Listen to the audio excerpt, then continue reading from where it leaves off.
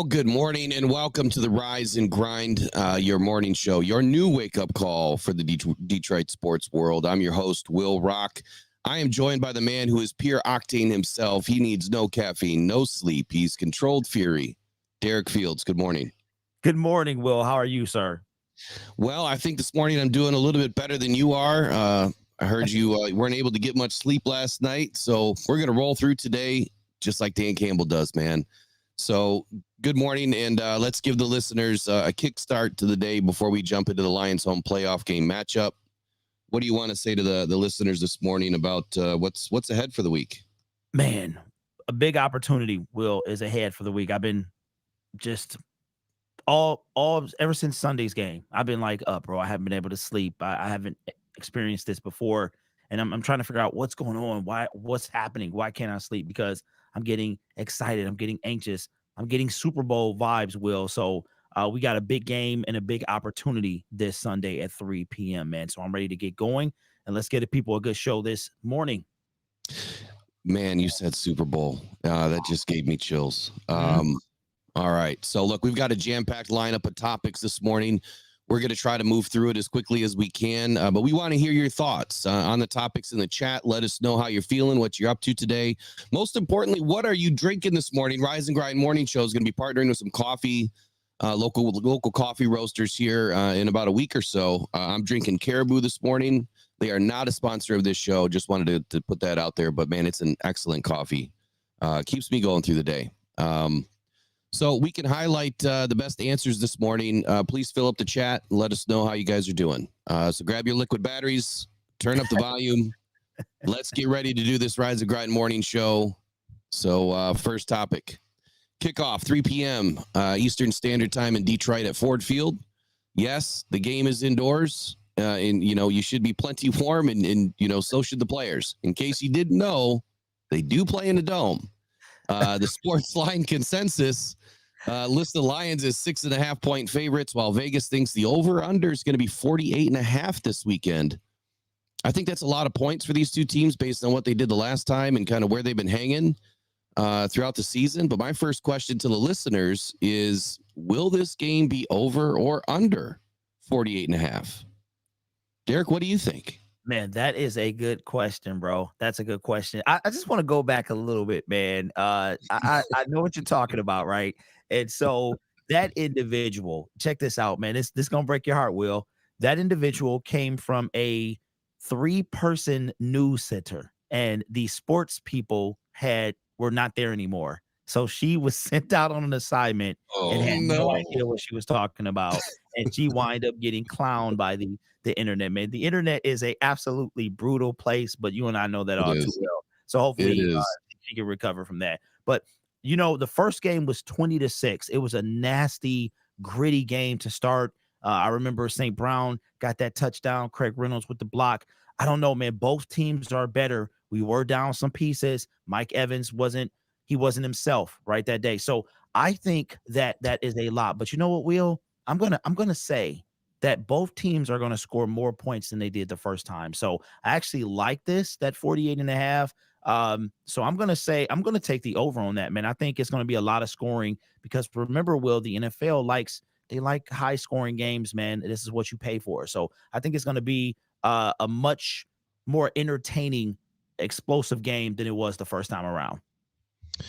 Well, you're right on one thing, man. You're right on a lot of things, but the Lions are down. They were down a lot of players that first go around, and I don't have the list in front of me, but we'll come back to that in just a few moments. I think I agree with this is probably going to be a much more exciting game. But something tells me this Lions defense might just step out of their shell this time. I mean, they're coming off a playoff win high. They know they played like crap in this last game. I think that they're going to step it up. I think AG is going to recognize his mistakes and make some changes. But before we roll into all of that, I got one topic that I thought we were putting to bed, and we're going to talk about it real quick, and then we're going to put it to bed because that's where it belongs. Kelly Stafford walks back her statements on booing the kids. And I just want to say this. One, why is this still making news? Can we just not put it to rest? I mean, the media is just continuing to fill this narrative even past the game. I felt that this was all baby, mama drama at the beginning, and it appears that it probably was. But here's what she said first that kind of got everyone riled up. She said, quote, "It's sports. The city wants to win. Everything is fair game except the fans who booed my children," end quote. Kelly also said that after she spoke with Lions owner Martha Firestone Ford, that the walk to the Rams side of the field, quote, "was not fun. It is what it is," end quote. And then she explained to her children, "They are not booing you. They're booing mommy. They're very passionate and excited about this game. They're booing some of the things that have gone on in the past, and we just have to move. We have to move past it, and we have to focus on the good," end quote. Derek, what's your answer and statement on the Kelly drama? Will, I wanted to be done talking about this, man. You know this, but I'm gonna do it for the show. I just think that okay, how can I say this? We know about Kelly. We are very familiar with how she is. It's tough for me right now because I've had to let this stuff go. But I think that she put a bad light on the city of Detroit. That's just my opinion. Yeah. She put it out there that we were booing her children, that we had already booed her husband. We were already getting ripped in the media because we booed a man that played here for 3 years. Then she throws something like that out, which was not true. Detroiters we're not that type of people. So to backtrack and clean it up, man, it's how can I say this? I'm not surprised by that whole thing, but I'm glad she came out, straightened it up. You know what I think it was, Will? I think she thought things were going to be a little different.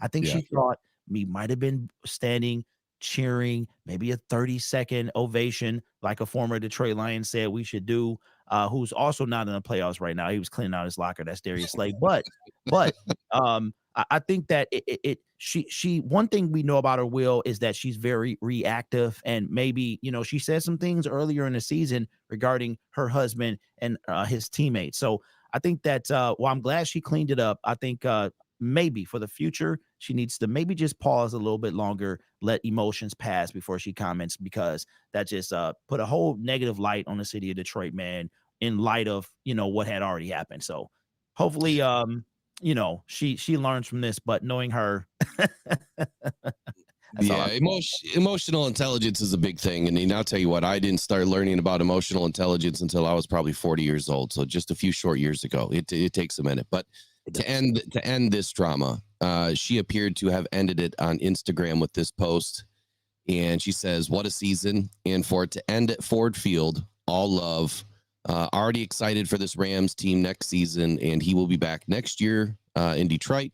But until then, go get you one." So she wished all the Lions fandom, fans, the team, some luck in future success and trying to go get us a Lombardi.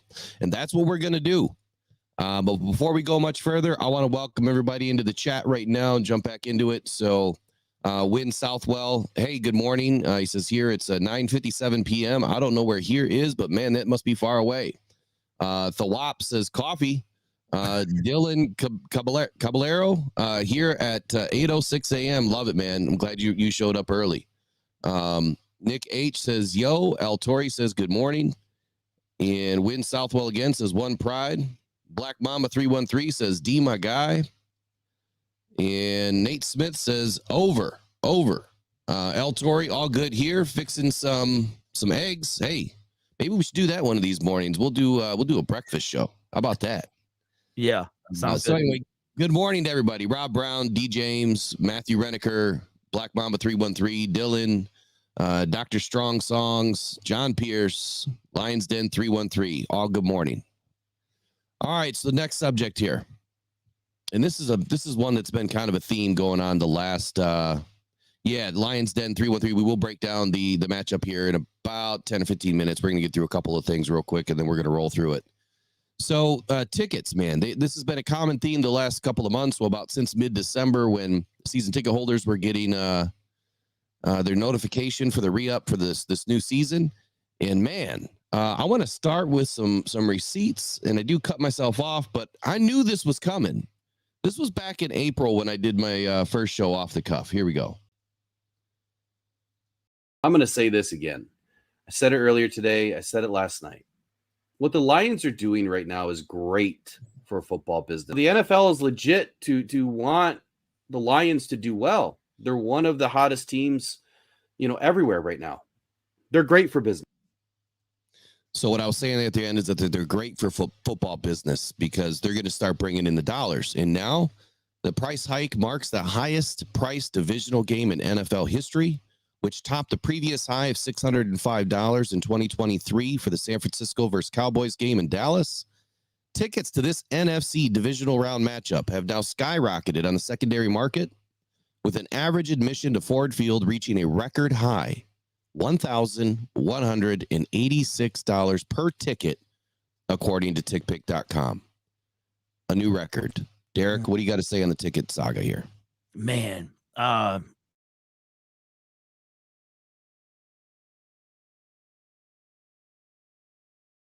county as for a winner, particularly with the Detroit Lions. And I was there last week, packed, man. It was an experience that I could never get back. And that's why I had to be there. Very similar with me driving to Minnesota.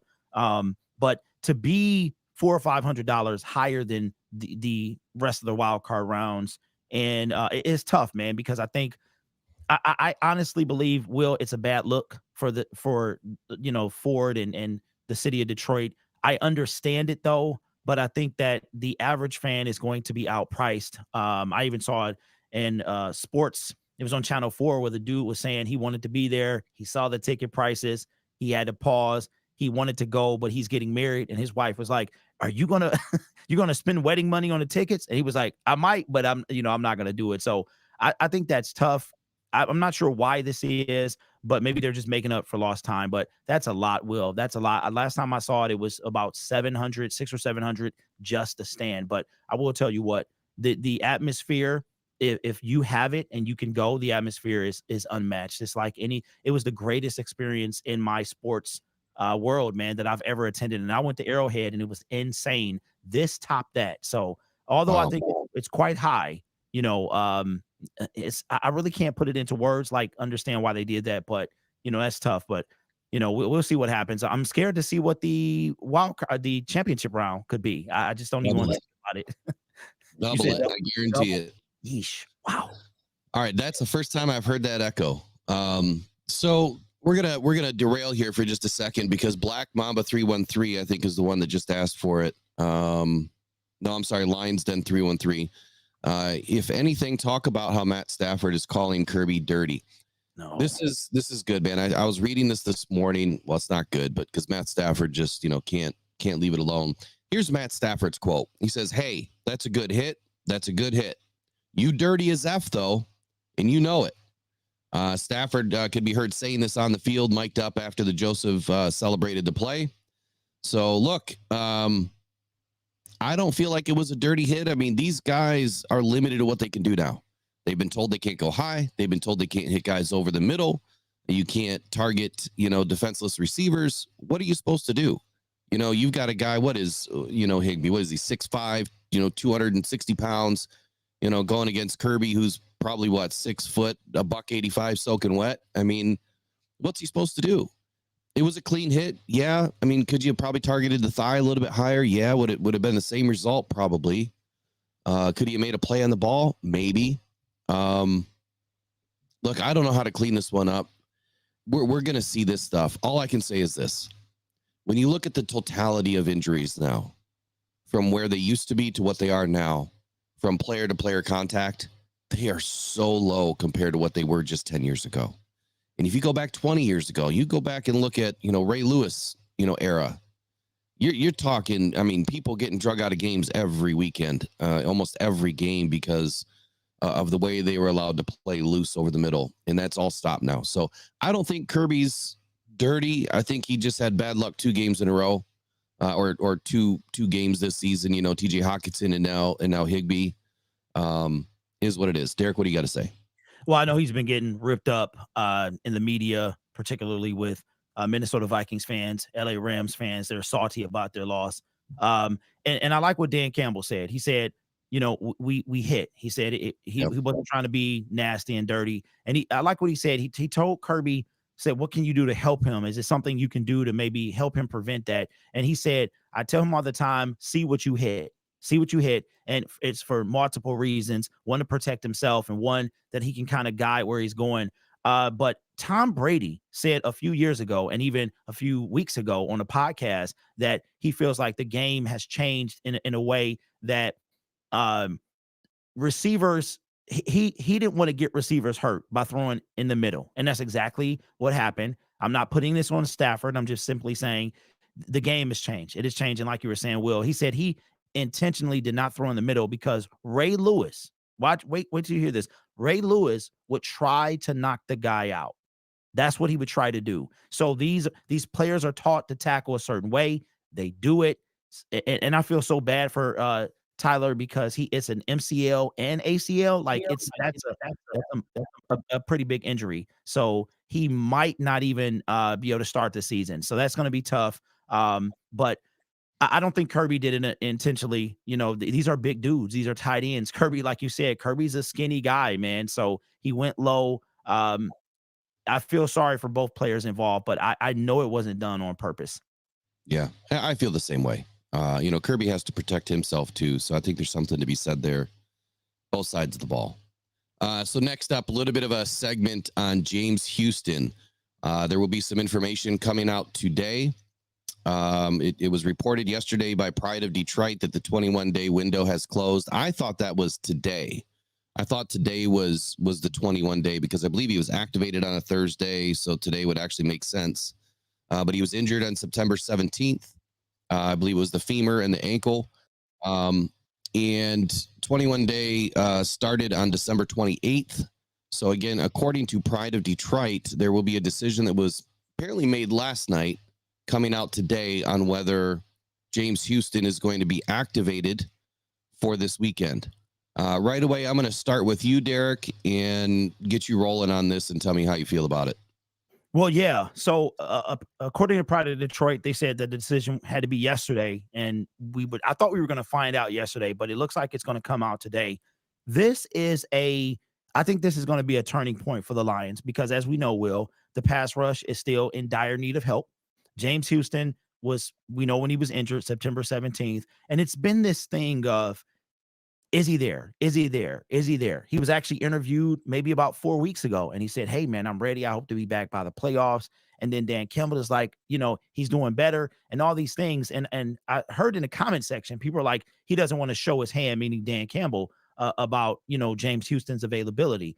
But I believe that James Houston is going to play simply because I do think he is ready. I think that Dan Campbell, we know that these guys are very, very slow bringing people back in from IR, super slow. And I think they utilized every single moment they had as far as keeping him out to make sure he's good to go.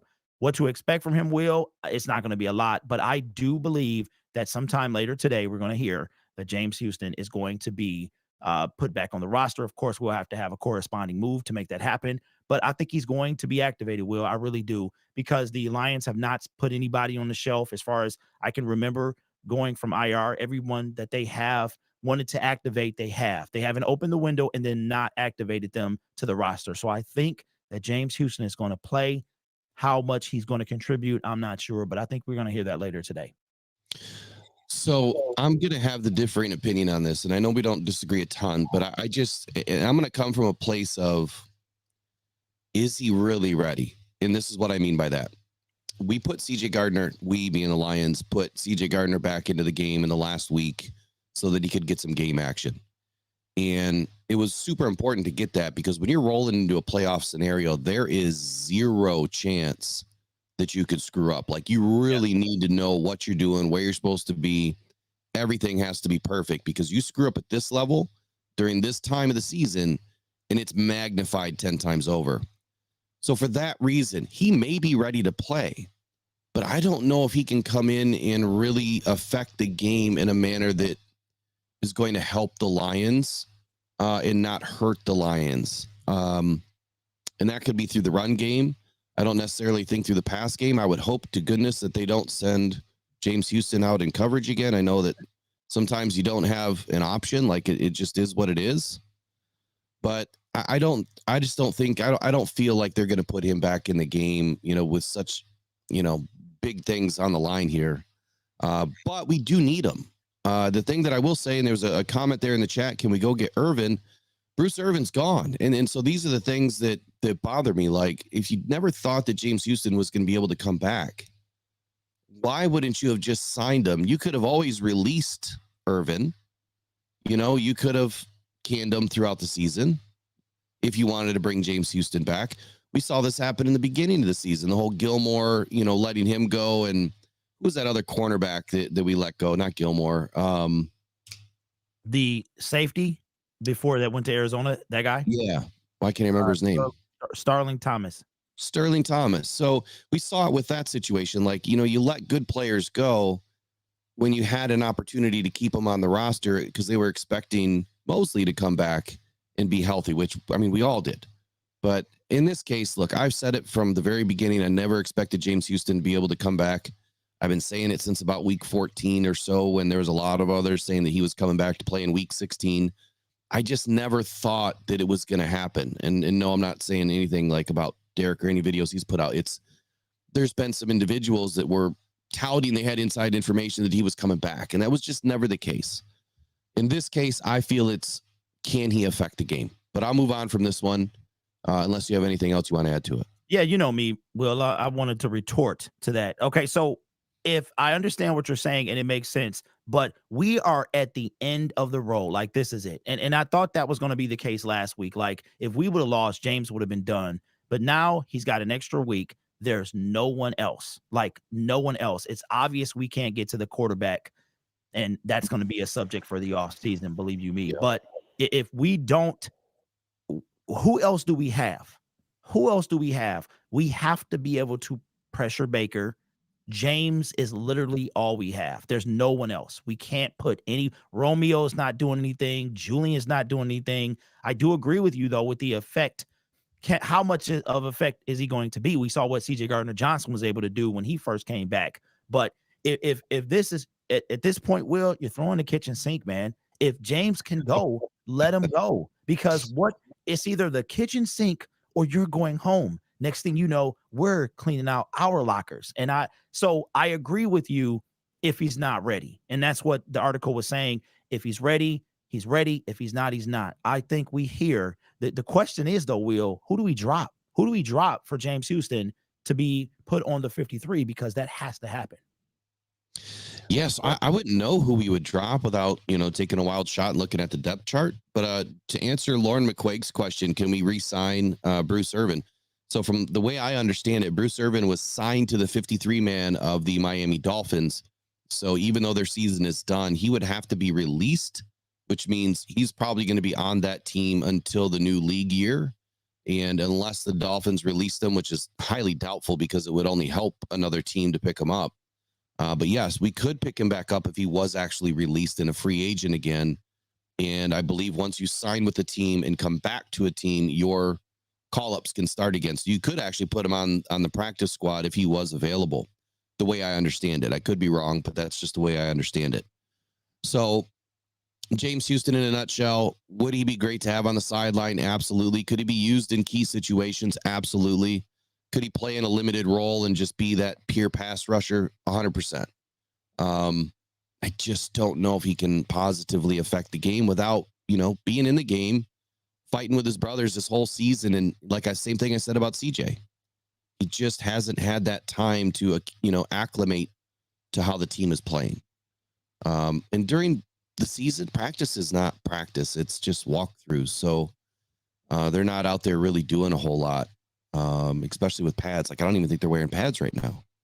But hey, if he can get back, I hope he has an impact, because we really need it. Like Derek says, we really need an impact on the edge. A couple of quick statements here. Uniform combo choices. The Bucs are going to be in pewter helmets and pants and white jerseys. Nothing has been released yet, I don't think, on the Lions. Or did you say, Derek, they're going to be in the blueberries? Yes, that's from what I saw on Twitter. They're going to be in the blueberries. So seem to do pretty well in those uniforms. Awesome. I just got my blueberry hat. I'll be rocking it this weekend. But here's the did you know, and then we're going to move on to the keys to the game. Last time the Lions won a playoff game, Hook was the #1 movie in the country. Michael Jackson's Black or White was the top song in America. And the Detroit Lions routed the Dallas Cowboys at the Pontiac Silverdome in the NFC divisional playoffs. Derek said Super Bowl this morning. It gave me chills, but man, we're only a few games away. There is an opportunity. And if the Packers take care of business, I love that matchup. So Tampa Bay versus Detroit, the keys to the game. Overall, here's what we're looking at. In my opinion, and this is just based on the numbers and the stats, Tampa Bay Buccaneers are a far inferior team. Overall, the Lions are ranked at 92.6. The Bucs is 77.2. Offense, we're an 87 to their 70.4. Passing, we're an 85.4 to their 73.8. Pass blocking, I'm not sure how they outrank us here, because when you look at the rest of their scores in PFF, I mean, we're way up and they're way down. But PFF, 69.6 for the Lions, 70.8 for the Bucs. Receiving, we're an 84.5 to their 72.3. Run game, we're dominating, 88.3 to their 70.3. So overall, though, when you look at all of this, we're kicking their butt statistically. Stats have nothing to do with the game day. It all gets thrown in the trash when that clock starts. So Tampa Bay was 9-8 in the regular season. The Bucs have won 6 of their last 7 games, including their 32-9 win over the Philadelphia Eagles in the first wild card round. Detroit, as we know, 12-5 overall, really 13-4, 6-2 at home in the regular season, and knocked off the LA Rams at Ford Field last week.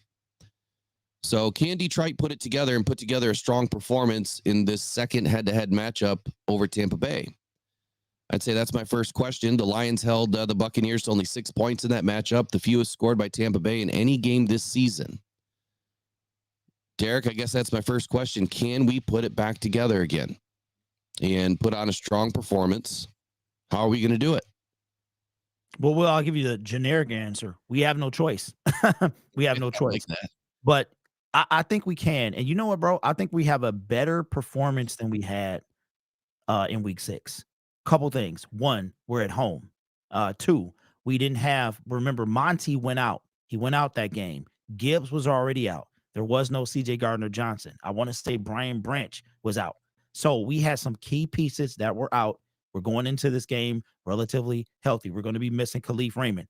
That was the game that Jamison Williams kind of finally took off. And I think we have yet to really see a really big game from him. Obviously, in the playoffs, there's only been 1 game. So I think that what we have to watch out for, and I think this is the biggest key, is we have to keep Jared Goff upright, because this team loves to blitz. That's what they do. We have one of the best offensive lines in football, and especially when they buckle every so often. But for our side of the ball, keep Jared Goff clean, and I think we carve him up. I really do. And we have to be able to get to Baker Mayfield, because if you go back and you watch that Eagles game, Will, it was some ducks that he were throwing. Baker's good for a pick or 2 or 3.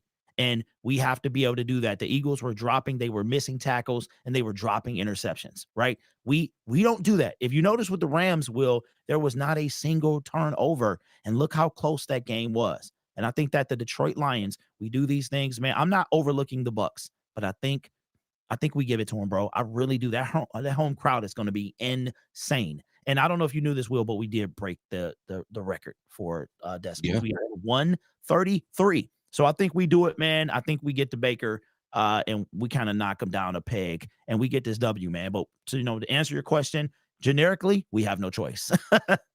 We have no choice. I like that answer. The Lions have been boasting a pretty strong defensive, game against the run for the season. Rushing yards allowed 88.8 per game, 3.7 yards per carry. And during that week 6 matchup, the Lions gave up only 4.6 yards per play and yielded only 46 rushing yards, which was 2.9 yards per carry. The Lions have allowed opponents to convert only 37.1% of third down chances. So I feel good in that respect, that I've seen some messages in here about our red zone defense. And finally, in this last game, our red zone defense came alive. Yeah. Whether that continues or not, yet to be seen this weekend. The offensive passing game for the Bucs Look, Tampa Bay, they've allowed 27 sacks this season to the Lions 19. When you look back at our season and you look at when those sacks kind of affected us, 27, I mean, that's a big difference. That's another 8 sacks. That's another big potential for big plays. I really expect Aaron Glenn to dial up some interior pressure this weekend, as this interior offensive line of Tampa Bay is just atrocious. Right guard Cody Mock, who I liked him, coming out, of college into the draft this last season, and left guard Aaron Steeney are grading out in the low 50s for pass blocking. I said this in the first game against Tampa Bay, that's where the Lions need to get their pressure. The problem is we don't really have an interior defensive tackle to get us pressure other than Aleem McNeil. I'm really hoping that Aaron Glenn is moving Hutch around and we get him on the interior of this offensive line, where I feel like he's going to have his biggest push and opportunity to get to Baker Mayfield. On the outside, the tackles, left tackle Tristan Wirfs is clearly their best offensive lineman. And the Bucs, his grade is 85.3. Right tackle Luke Godecki on the other side is the second best lineman for the Tampa Bay Bucs, and he's only grading out at 72.2. So what I'm saying here is there's opportunity. There's opportunity on the right side and the interior of this offensive line. So I expect AG to dial it up. How do you feel about this matchup? Our defensive line, defensive ends versus their offensive line. I don't know how to feel. I really don't, Will, because we have lacked a solid defensive line all year, in my opinion. And I really don't know. I think that it's going to come down to the offense. I know you put it on the defense and you asked me a defensive question, but I'm looking at their offensive comparison, and there is no comparison with the Lions offense and the Bucs offense. They got, Mike Williams, Chris Godwin.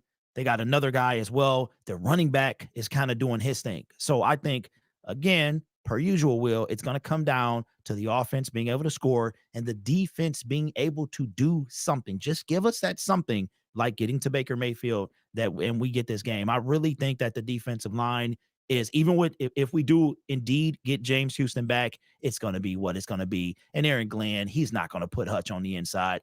And listen, you know how I feel about him, man. I just hope that I don't know who's going to have the bigger game, Chris Godwin or Mike Evans. Because if Mike Evans, but we've won those games though, Will, where Keenan Allen balled out, Justin Jefferson balled out.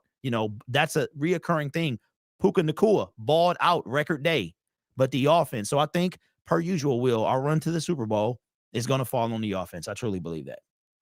Oh, I completely agree that the offense carries this team. It's just our defense comes in spurts. And I apologize. There's something funky going on with my microphone this morning. I can hear a lot of noise, but we'll get it cleaned up for the next round. Offensive run game for the Bucs. They are dead last in the league, rushing yards, 1,509 on the season. I mean, we got two running backs that, almost 1,000 yards apiece in the regular season, while Montgomery broke 1,000 yards. 3.4 yards a carry. So it makes me feel good that, going up against one of the better run defenses in the Detroit Lions, I just feel like if the Bucs run the ball at all, I would be surprised that they have any success. Now, of course, they're going to run the ball, but what I mean is the Lions should be able to keep the Bucs team well below 100 yards all day between all rushers. Left tackle Tristan Wirfs obviously is their best run blocker, 73.2. Right tackle Godecki is a 69, but then they fall flat. Left guard Steeney, 59.6, and Cody Mock, 39 or 36.7. So that's where I'm hoping that we get the pressure, right? Interior, run up at Cody Mock. I mean, you've got to take advantage of the rookie. I just don't feel like the Lions are going to let us down in the run game. They've held up against, everybody this season. I don't think that stops. So where is our biggest issue? Well, it's where it's always been. And that's going to be our cornerbacks and our safeties. Not able to stay sticky. And a lot of that has to do with Derek's hot issue, which is no defensive line pressure. Yep. If we get some pressure, those guys can play their game. If we're not getting pressure, they're going to be left wide open. Now, I do not agree that anybody, I don't care how bad your defense is, should get 181 yards. There's no No receiver should be able to get that against this Detroit Lions. I'm sorry. That's a complete failure. And we've seen it happen 3 or 4 times this season where we've got guys gashing us for 140 yards or more. That just can't happen. Question is, can the Buccaneers offense compete with this Lions defense, given the fact that we do have some pretty big deficiencies, with the cornerbacks and safeties when our defensive line is not able to get pressure, Derek? Yeah, and I think that it's going to come down to that, Will. I truly do. Baker Mayfield was sacked one time, and it was a trip that was barely behind the line of scrimmage. If you go back to that game, he missed some receivers. And again, Mike Williams was coming off that hamstring injury, was dropping balls, uncharacteristic. He was out of it. That was right as the trade deadline was looming. I thought potentially he didn't want to be there. The way he was playing, it was miserable. And the Lions still managed to get 20 points. The key, in my opinion, will be stopping the run, like you said, but we have to get to Baker. If we don't, there could be another big game between. I feel like Mike Williams is going to have a big game. One of those receivers, because Will, it's happened for the past 4 or 5 games. Justin Jefferson twice. Then we had Puka Nacua. Then we had somebody, CeeDee Lamb. Then we had, so like you said, these are consecutive games, Will. Consecutive games. So we have to get to Baker Mayfield. We do that, we win. We got to get a turnover as well. We didn't get that. I don't want this game to be as close as it was a week ago. So that's going to be the key, man. I expect one receiver is going to have a big game, because that is the trademark of the Detroit Lions defense. They're miserable, absolutely atrocious secondary. And to me, it's not really a knock on them, Will. It's the fact that outside of your favorite dude in the whole world, Aiden Hutchinson, there's nothing there. There's nothing there. There's a holding call on Hutch that saved the game. That holding call backed up the Rams. That was the difference in this game. So that's my opinion, man. That's what I think is going to happen. To the point on the holding call, look, I wish that they would stop doing that. Like, call it the whole game, because you call it at the end of the game. Like, it's almost like, well, I'm glad it helped us, but what about the other 10 or 12 that you missed? I will agree with that with everybody, that Hutchinson is getting held a lot. I think some of it is interpretation of the rule and kind of where he's, being blocked is, 45-degree angle. It looks like he's getting held, but he's not all the time. Keys to the game. So a couple of newbies that just joined us this morning. Steve K says, late to the party. Did you all talk about James Houston impending return? We did just a few moments ago. And good morning, Steve. Really appreciate you and all your donations of buying us coffee. Appreciate it. I saw Steve on Twitter, man. He was on Twitter. I want to say it was Steve. It was somewhere, or he was on somebody comment section, man. And he had a really good comment. So shout out to Steve as well. Yeah, he's a good dude, man. Lions Dead 313 says the Bucs are bottom 5 in pass defense on the road. That's a great stat. One I didn't pull this morning. So thank you for the help this morning. And there's another one in here. Tina Schaefer's says we need to focus, and play aggressive. Don't let off the gas. Play to win, not conservative. Go Lions. It's exactly right. Last weekend, I said that we went into safe mode. We got up. We had a 10-point lead. And it just seemed like we kind of let off the gas and put on cruise control. And you see what's happening to Teslas right now. They're dying. The batteries are dying when it's cold outside. We can't get cold. They got to keep the foot on the gas. So I'm hoping that we just bang, bang, bang, keep driving it to the end zone. King SJ, good morning. And he says, part of why I said control the time of possession to keep our D on the sidelines and as fresh as possible. That's a good point. Mm-hmm. Very good point. Nick H says this game depends completely on how Baker plays. I believe that too. Baker is, he's kind of like a crapshoot. Yeah. This game you get this game you might get that. To Derek's point earlier, he likes to throw interceptions. And I feel like this is an opportunity for the Lions to get the pressure, get Kirby Joseph, and CJ Gardner back in a 2-deep zone. I'd rather see a 2-deep zone this weekend where we got 2 guys, backing up our cornerbacks, put 3 safeties in the game, 1 up in the box, Brian Branch, and let's keep everything underneath us. We can't let these guys get over top of us again, because you see what happens every time they let people get above them. They're going off for big games. Yeah. So on the other side of the ball, Tampa Bay's coverage, their linebackers are probably their best positional group on the defense, right next to Vita Vea. But on the defensive side of the ball, the Bucs linebackers are the best group that they have in coverage. Levante David is by far their best overall player. But KJ Britt, I mean, he's pretty solid as well. The linebackers, allow more than 75% catch rate, though. And I want to see the average is somewhere around 80% range between all the linebackers. But something tells me it could still be a tough day for Sam Laporta. And it could be a tough outing for him. I'm hoping it's not. But I think that now that they're seeing what Sam Laporta can do, I think that they're going to heavily cover him and try to reduce anything that he's able to do. So with that, I think that Reynolds could potentially have another big day. And Williams, like Derek said earlier, finally started to break out a little bit, his second game back when we faced off the first time. So I'm thinking that between those two guys and, of course, our guy Amon-Ra, we may not need Sam Laporta as much as we think we do. Of course, I want to see him have a big game, though. I mean, everybody loves Sam Laporta having a big game. Safeties and corners for the Bucs are highly suspect. Their grades are in the mid to upper 60s. But who am I to talk, because the Lions are in the same boat.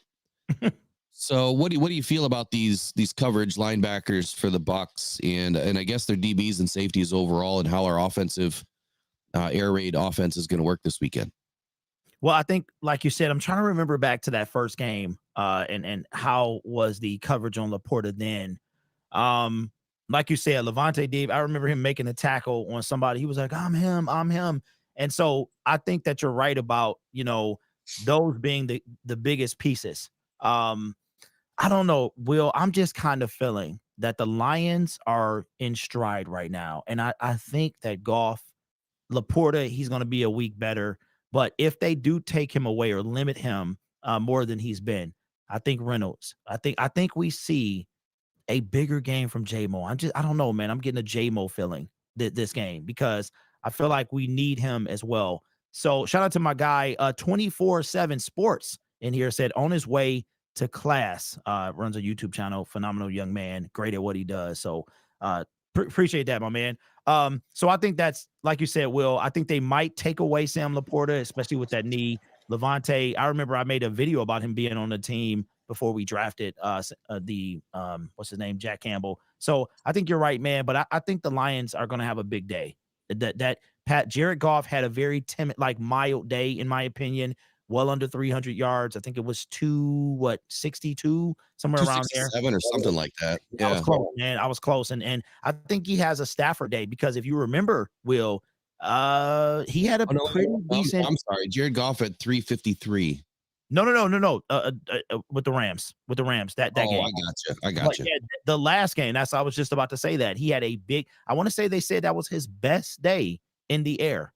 And he wasn't, Jared wasn't even on. That ball to J-Mo was hideous. It was bad, but J-Mo did what J-Mo does. So I think you're right. And I think Ben Johnson finds a way to keep this offense rolling.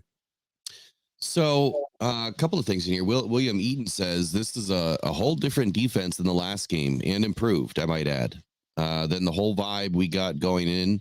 I believe we're going to have a complete game for only the second time this year. Go Lions. I think that's a great point. Look, I think these Lions, they're well coached. Dan Campbell has this team well grounded, feet on the floor. They know what the task is. They understand the assignment. They know that it's next game. It's next man up. It's, do your assignment, get tight to your details and just go in and play your game. The concern has always been, is AG going to show up? What AG is going to show up? And now the latest concern is Ben Johnson. Is he going to, feet to the fire and keep the offense pushing forward and not, relax? As I said, the same AG that shows up, bro. It's the same thing. It is the same, man. I'm sorry, man. It is the same thing. So the other thing is, they've got interviews this week, and I'm hoping that it doesn't detract, their ability to stay focused, which they're professionals. I would hope that it doesn't. But one of the biggest keys, I believe, to this game this weekend is, can the Buccaneers minimize Jared Goff and Amon-Ra St. Brown's connection? These guys, ever since the offseason, Jared Goff and that no-look pass that, was kind of going viral for a minute, texted Dan Campbell and Ben Johnson and said he's going to have a big season. And, man, was he right. Yep. St. Brown has had an incredible season. But when the Buccaneers and the Lions squared off in week 6 earlier in the season, Goff and St. Brown connected for 124 yards and a touchdown on 12 receptions. Big day. As they meet again, the Buccaneers defense is going to make it their mission to seal off St. Brown and force Goff to opt for other targets. And you know what? That's okay. We have won without St. Brown having big days, but now they have to worry about Laporta. And as I said a minute ago, I feel like they're going to try to seal off Laporta, but if they don't, and they try to seal off St. Brown, they still have Reynolds and Laporta to worry about. They still have Jameson Williams to worry about. They still have Jahmyr Gibbs to worry about. So my question to you is, can they minimize this connection? St. Brown Goff? You got it. No. No. Nobody has. Bro, St. Brown, bro, 100-yard day, 100-yard day, 100. It's like a rap song. He just keeps getting them. And sometimes they're, you know what, bro? A lot of times they're quiet. A lot of times just, wait, he got another 9 catches, another 100+ yards. Yep. What? And it's always quiet.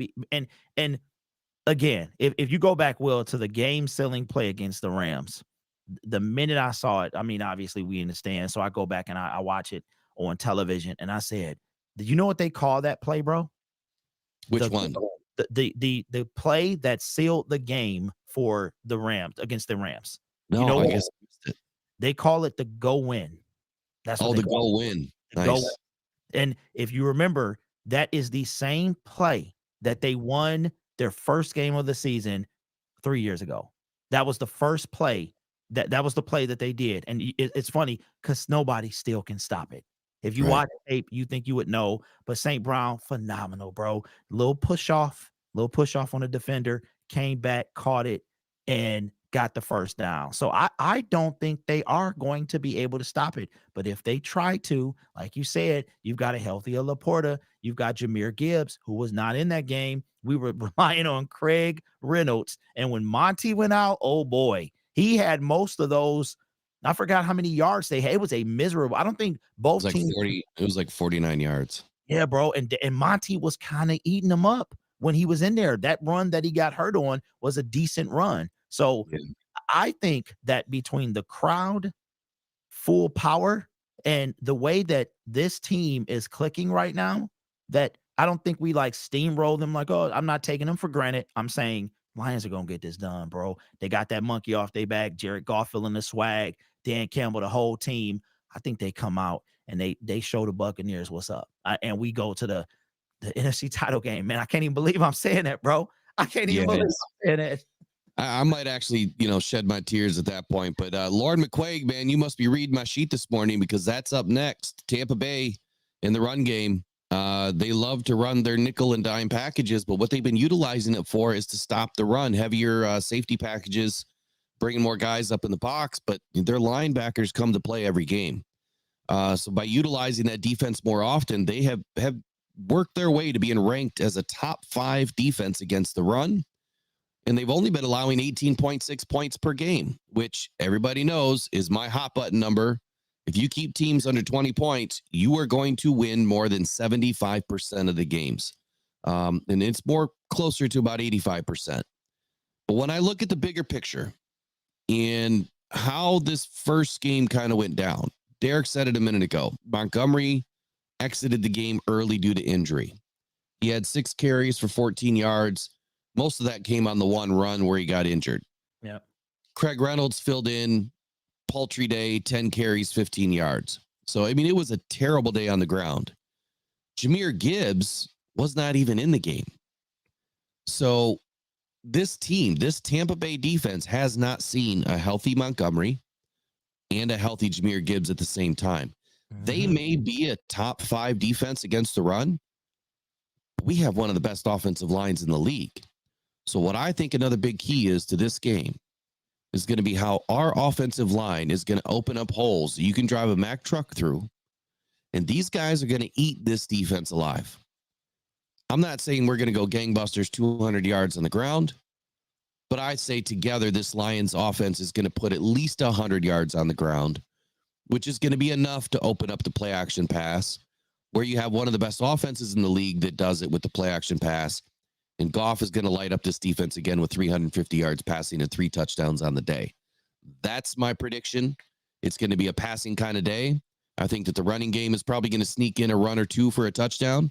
But these Lions, man, I think they're going to air raid offense, but they're going to put it on the backs of the running backs to open it up. And to somebody else's point earlier in the chat is they're going to be able to control the clock by running the ball. Mm-hmm. And when this defense doesn't have a clue as to what we're doing, that's when you're able to mix it up and expect Ben Johnson to be a mixologist. And I really expect him to keep the gas pressed after what just happened versus the Rams. He was probably sweating bullets, man, because he knew that he changed up some things that, we stalled, and we can't do that. We got to just keep it going. So our run game versus the Tampa Bay Bucs defense, top 5. What do you think is going to happen, Derek? I think you hit it spot on. And I was just talking about it, but I might even go back and rewatch that game just to kind of get familiar with their play. But like you said, we were down, man, big, and Goff still, meaning, we had some key players that were out both on offense and defense. And I think like you said, I just think the run game, 2 healthy guys, and being at home, it's like this adrenaline drug or something, man, that's going to push these guys to ball out. And I think that, and even with the way Tampa blitzes, Jared Goff had a field day. He really did. And I think we see it again, bro. I don't know, man. I would hate to be disappointed, but I feel like the Lions are firing right now. I think that first game kind of got everything out their system. Now it's like 3 more to go. 3 more to go. Let's go get these wins. This is a team we can beat. We beat this team before. That whole Stafford thing and coming back to Detroit, that's done. That's over. So go out, do what you are supposed to do, and beat this team. And then, bring on Green Bay, San Francisco. So I think that everything you said is spot on, man. I think that they have a big day. The Lions offense has a big day. That's what I think. And I couldn't agree more. I'm going to go back to Lord McQuaig's message here. So Tampa Bay is the fifth against the run, 28th against the pass in yards allowed. Bucs have the 3rd highest blitz percentage in the league at 40.1%. And they are 7th in the league in sacks with 48 sacks. So I'm going to segue now into who have they played? And who have they played? Who have they beaten? Because I feel like it's a big factor in this game. Let me just find this note here. All right. And I'm not doubting Tampa Bay's defense at all, because we know that Tampa Bay forever, the Tampa 2, the Warren Sapp years, always had an excellent defense. Why is their coach's name Todd Bowles? He's a defensive-minded coach. Yeah. So they have they have lost to Philadelphia in the beginning of the season. Detroit, obviously, Atlanta, Buffalo, Houston, San Francisco, Indianapolis, New Orleans. So when I look at this, they haven't really beat any of the bigger teams that have been playing well this season. They beat Philadelphia this last weekend, who was definitely a much changed team from the beginning of the season. Philadelphia they were in bad shape. A lot going on there. They beat Carolina 9-0. How do you only put up 9 points against Carolina? They beat Green Bay. They ended up beating Atlanta the second time. They beat Carolina the second time 21-18. They beat up Tennessee 20-6. They beat Chicago and Minnesota, by 3 or 10 points per game. They really haven't beat a lot of good teams, whereas our Lions have tested their mettle against some pretty darn good teams this season. Now, I haven't looked at strength of schedule and who ranks better, but just looking at this, I would say that the Lions are the far superior team. So my question is, the offensive lines that they've gone up against haven't been the best either. So getting a lot of sacks against, inferior offensive lines, that's going to happen. Looks like we got a little bit of a glitch going on here. Yeah, it looked like the guy from Max Headroom, the old Pepsi dude. Yeah. Love it's all right because you sound great. It is what it is. So I guess my point here is this. Tomorrow or this Sunday, it's a new season again, right? It's round 2. Yep. We scrap everything that's gone on so far. These guys are prepping this game plan like it's a brand new season, and they're just going to have to go in and take out the best player, put the best player on best player, and go win this game. I feel very confident in our offensive line. We are very healthy right now. Our entire team is really healthy. From an injury report perspective, yesterday, Shaquille Barrett, who's one of their better linebackers, has an ankle injury. Yaya Diaby, their other linebacker, has a shoulder injury. Chase Edmonds, their running back, has a toe. Chris Godwin, one of their better receivers, has a knee issue. And Baker Mayfield got banged up, and he's got ankle and ribs going on. Now, some of this, playing the game, maybe. On the Lions side of the ball, Alex Anzalone, as we know, took a hit to what they said was a shoulder, but I thought it was his midsection or his wrist midsection or something. It really wasn't his shoulder. But everybody was a full print other than, Frank Ragnow, who's getting his rest, and Khalif Raymond, who's still battling his knee injury. And Alex Anzalone was the only limited. So we're really healthy. I'm expecting, everybody to play. Maybe Khalif Raymond doesn't get in, but I'm expecting everybody to play.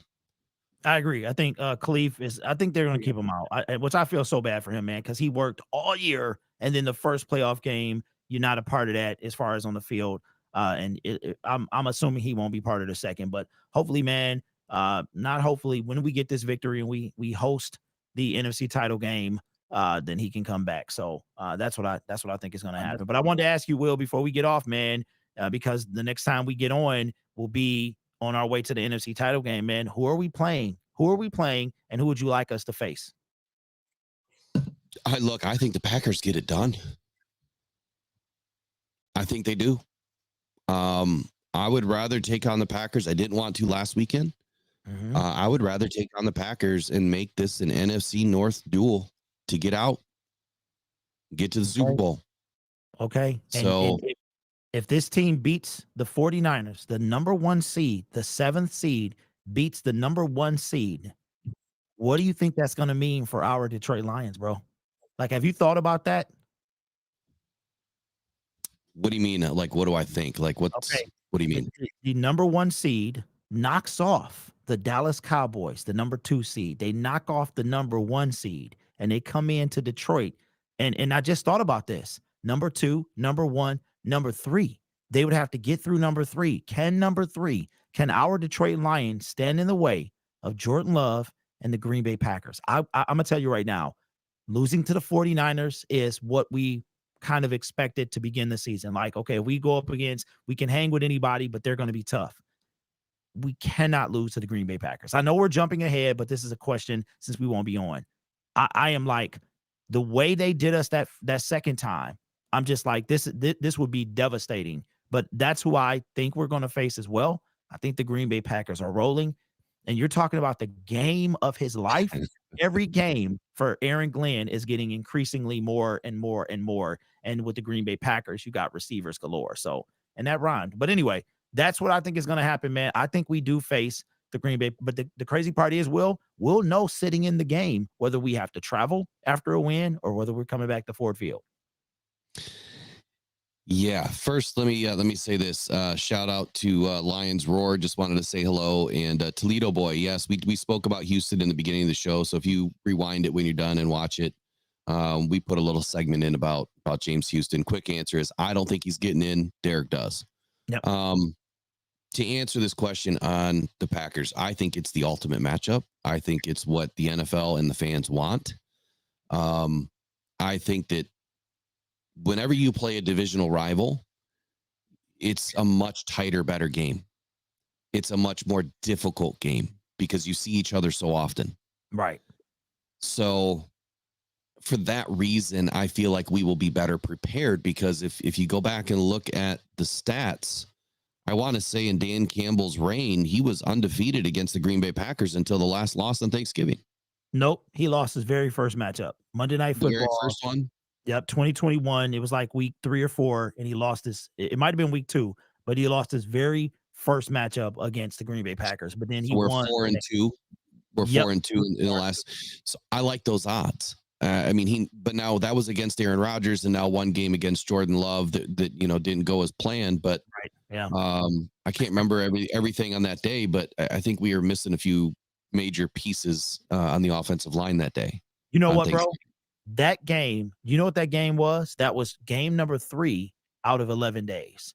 Yeah, that too. What that was. Yep. And we've lost our 7th in a row. We talked about that before, unrelated, but how the Lions always play 3 games in 11 days because of Thanksgiving. And they've lost 7 in a row. I think there's a pattern here, Will. I really do. I think that Thanksgiving Day game is going to be tougher and tougher to win. But the Lions were one of them teams that had a bunch of breaks. We played on Thursday, 3 times this year already, something crazy like that. So, and we did pretty well. So, yeah, man, you know what? I see. I'm just like the way they did us last time, but I do think we would come victorious. And that's the matchup I would prefer to see, because I don't want to go to San Francisco. I just don't. But we could also end the season like we started it, bro. We started it Kansas City. Nobody gave us a chance. We got that 1-point win. Maybe we do the same thing with the San Francisco 49ers. So I don't know, man. But either way, I think we get it done this weekend, and we're going to the NFC title game, man, which is crazy, because the last time the Lions are literally duplicating their 92 season, like the 91 season, they're duplicating it, bro. Best record. They won the playoff game, was at home, and then went to the divisional round. No, we went to the game before the Super Bowl, and we lost to the team that eventually won the Super Bowl. So, Will, it's going to be a big I don't know, man. I'm starting to feel kind of like we can actually do this, bro. I really do. Well, I'm going to save this last segment, because I think this is a good way to end it, talking about the what ifs and what can happen. So I'm going to save this last segment on what we were speaking about earlier, as far as the iconic Lions fans and diehard fans that passed away. I'm just going to do a video later today about it. But to wrap up today's show, the Detroit Lions are doing things that we never thought that we would see this quickly. I mean, some of us felt, myself personally, they were a little bit ahead of themselves. Derek feels that we're right in the moment where we need to be, and should have been a little bit more proactive on bringing in some players to make this push. Will that ultimately hurt us in the end that we didn't? Did Brad Holmes make a giant mistake by not bringing somebody in to help protect our defensive line and to get the pressure that we need? If we go with this narrative that we win this game and the Packers do their business and we meet up, in the NFC, championship game, hey, we're going to need some pressure, and we're going to need some guys that can get sticky, because this Packers team, like you said, is hot. They're playing well. But to finish off the Tampa Bay Bucs, here's what I got. These Lions are going to win this game 31-17. I'm sorry, 31-18. I feel Goff is going to have another big day through the air. I think that our running game is definitely going to work this time around, because we got our guys back, and they're playing well. The moment's not too big. The home field advantage is more than just home field advantage. The Lions have a 6.5-point favorite against the Bucs. Double it, cash it in. I think these Lions are going to do it. They're going to win in a big way, and I'm excited to be at the game again this weekend, Derek. And what do you want to say to the fans to let them go this morning? We're having a great season, and it feels good to be where we are. I thought about it, Will. I've never been on YouTube, and we've been playing this deep. Like, this is all new to me. It feels great to be one of the teams that are left to be in the graphic of Super Bowl. I saw from CBS, Fox Sports, the Super Bowl matchups: Lions, Ravens, Lions, Chiefs, Lions, Bills, Lions, Texans is what the matchup could be. And the fact that Jared Goff is one of 4 NFC quarterbacks that could be playing in the Super Bowl, like that, just sinking in that is the case. Jordan Love, Brock Purdy, Baker Mayfield, Jared Goff. One of those 4 guys will be playing to represent the NFC. And it's just unbelievable. And if we win this, when we win this game, that means 2 quarterbacks, and Jared Goff will have done even more than anyone expected him to do in year 3. So it just what a time to be a Lions fan. And I want to say that, just random thought, bro, I think the Lions YouTube account has more than the team we just played. Which is crazy to me. But anyway, so that's what I got, man. Have a great weekend. Be safe if you're here in Michigan or battling snow. It's cold, it's slick, it's nasty. Just get back and let's watch some football, man. So listen, we've had an excellent week of preparation. The Lions are ready for this test. Dan Campbell's going to have this team ready.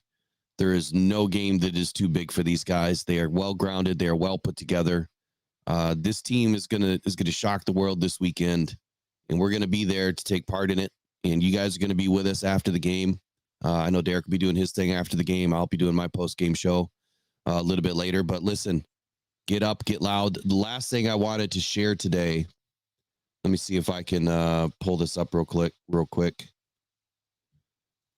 Is it's time for the blue out, guys. If you have not gone out and bought your blue lights at your local Ace Hardware, Lowe's, whatever, go get your blue lights and put them on your outdoor light, at your porch or whatever, and get those things shining, man. Let's light up the city of Detroit. Wherever you are in the country, light it up. Support these guys.